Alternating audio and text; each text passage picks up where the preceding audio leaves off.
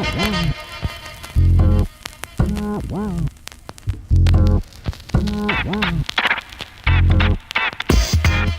think it's extremely important to talk about race at UW-Madison because the diversity levels here are very low. I just don't think that enough diversity is on this campus, so they're not as exposed to different kinds of people. UW-Madison is a predominantly white institution.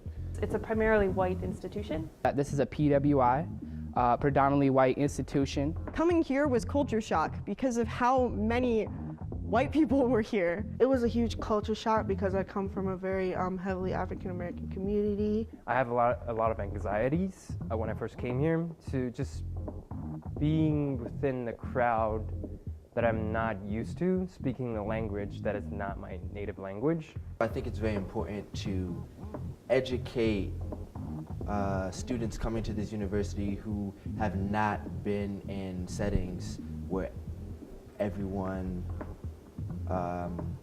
had a different racial background.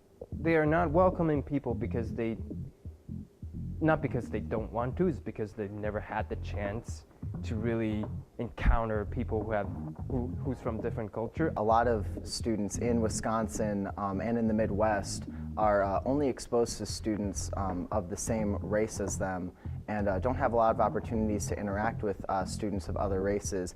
And it's with integration that we realize that there's these problems that need to be addressed. White privilege is real, and we need to acknowledge that and talk about it, especially on this campus. I didn't learn about white privilege until I was 20 years old, and that in itself is a very privileged thing.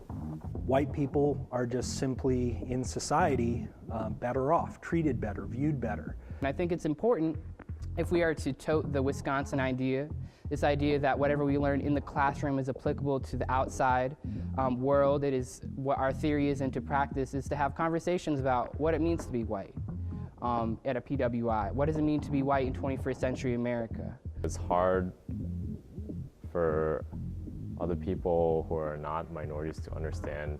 We miss out on a lot of brilliant voices and minds because they're pursuing other avenues. So I think it's really important for us to address those issues as soon as possible and as often as possible.